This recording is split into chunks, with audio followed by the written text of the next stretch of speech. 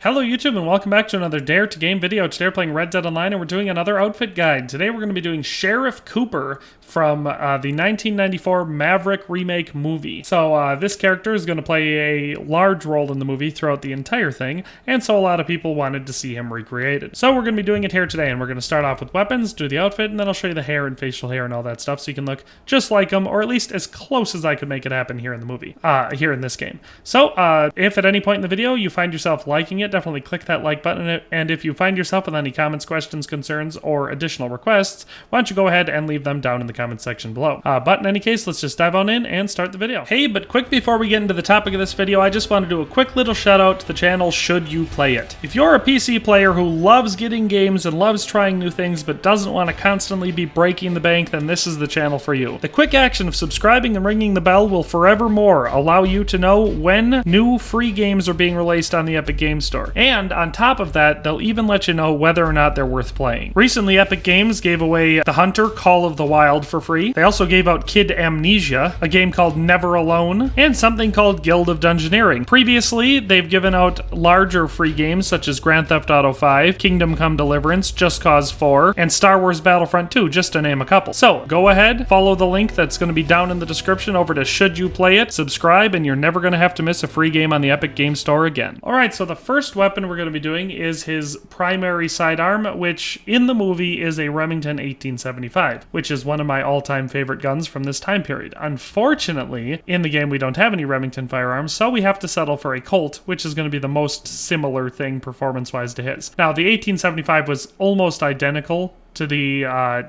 Colt single action arm revolver. It just had a couple extra things to it. The grip angle was slightly different, so was the width of it. It had a slightly different design because there was a wing underneath the barrel that went from that to the frame that kind of was extra support superstructure that made it just, you know, a slightly more rigid and durable gun. But other than that, they're almost the same gun.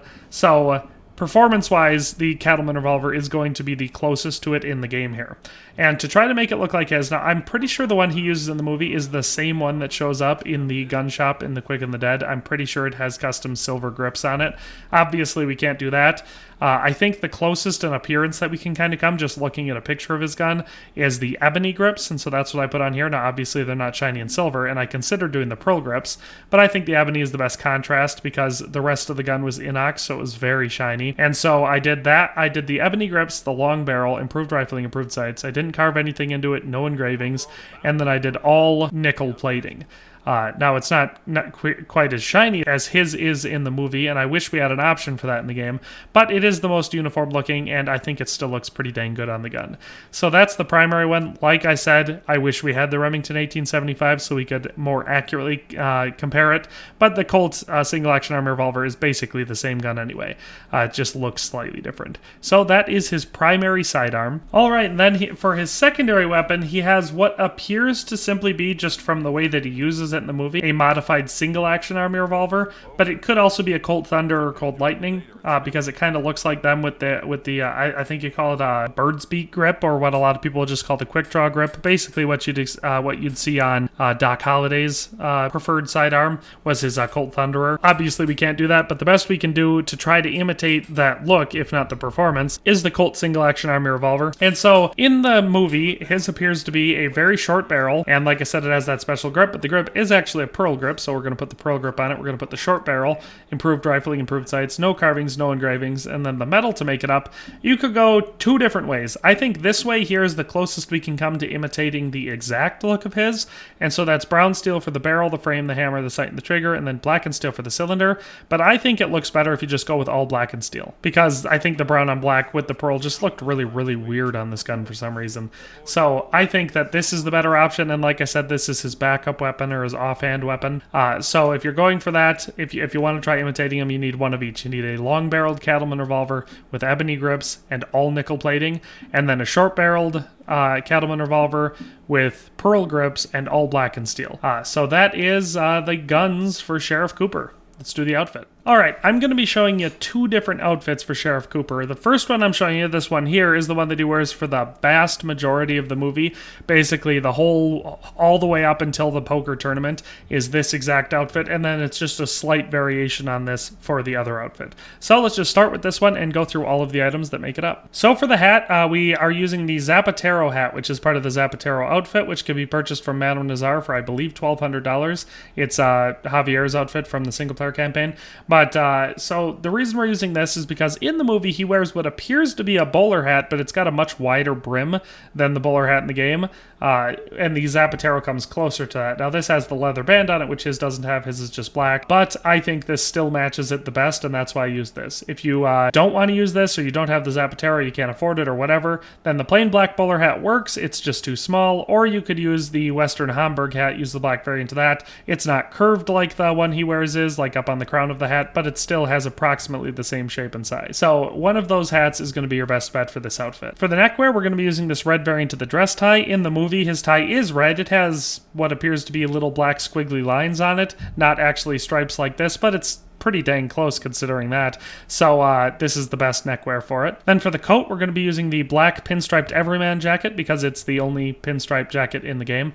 I really wish we had a better one with actual pinstripes, much thinner gray stripes on it, but this is what we have, so that's the coat that we have to use. Same thing for the vest. We're going to be using the opulent vest, this black striped one, again because he wears a black pinstripe vest for this outfit, so this is the best option we have to try to imitate it. It's not perfect because it's got like the leather outlines on it, but it matches pretty well. For the shirt, I chose to use this light blue everyday shirt. Now the shirt he wears in this outfit is actually light blue with white stripes, but it has the collar like this, so we have a light blue with white stripes French dress shirt that matches the stripes decently well, but the collar is totally wrong. And there was one other one that I considered using, but in the end I figured out that the collar was the most important thing to try to match the outfit because I tried the other ones and there was something off. So this one doesn't have the white stripes on it, but it's a decently small detail in the outfit, so I think this is the right shirt to go with. For the gun belt, we're just going to be going with the black embossed gunslinger gun belt and offhand holster. In the movie, he wears a pretty plain looking black gun belt and offhand holster. The agency gun belt would also work, but it's mostly tucked under his vest / gut, so you can't really see it much in the movie anyway. So just a plain, clean black gun belt and offhand holster is what we're looking for. Then for the pants, the padded saddle work pants, this black pinstripe variant, they match the jacket basically perfectly. So again, it's really our only option because in the movie, he's wearing black pinstripe pants. So those are the pants. And then finally for footwear, the clean black worn Roper's boots, and we're going to have those tucked into the pants. So like I said, that is the outfit that he wears for the vast majority of the movie. So I think it's the most iconic one for him because right up until the gambling boat scene, he's wearing this outfit. I also think this turned out really, really well. It looks, like I said, the pinstripes are all a little bit too wide, but other than that, it matches very well because he's wearing a pretty standard pinstripe suit, a blue striped shirt with a red tie and a bowler hat, a wide brim bowler hat, but still a bowler hat. So I think this outfit turned out great. It looks just like him, but I'll do the riverboat variation too because it's actually not very different from this outfit. It's just changing a few items. All right, so it's just slightly different for his riverboat outfit. So he appears to be wearing either the same or a very similar pair of pants and a jacket and, of course, footwear and weapon equipment. So he's still wearing a pinstripe suit, but he changed out the vest, shirt, tie, and hat. So to do that, I switched over to the Robero hat because he's wearing a pretty standard-looking black felt Stetson.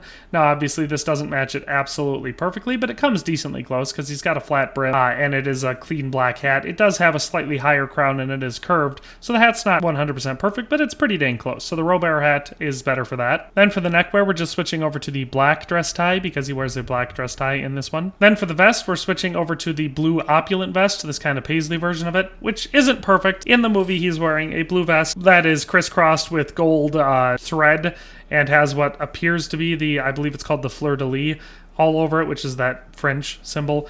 So this vest doesn't match it perfectly, but it still comes pretty dang close. It's got the right color and it looks fancy, so that's why I use this vest. Then I use the white, the plain white French dress shirt. Of course, if you don't have that, then the white cardi shirt will work because all of the frilly stuff is going to be tucked under your vest anyway, so you wouldn't be able to tell the difference.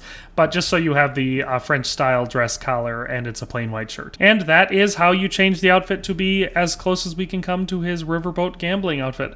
Like I said, the hat's slightly different and the vest doesn't match the pattern perfectly, but it's still still looks very similar.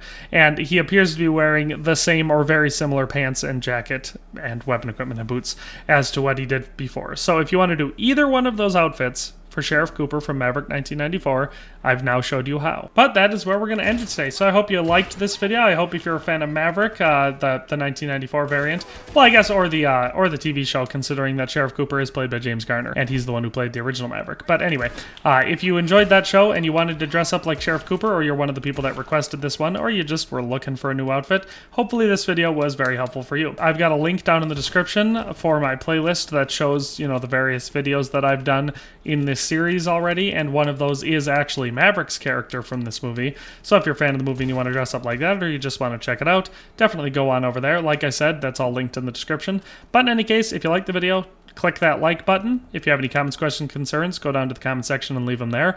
And if you haven't subscribed to the channel and you enjoy the content, definitely subscribe today and ring the bell. That way you can stay up to date on everything I release, and you'll be helping me out immensely, so I greatly appreciate it. But with all that in mind, thanks a ton for watching, and I'll see you next time. Thanks for watching another Dare to Game video. If you like this video, please leave a like and a comment. If you haven't already, be sure to subscribe to the channel.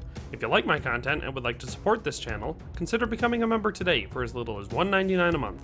It makes a huge difference. But in any case, thanks for watching and have a nice day. I'll see you next time.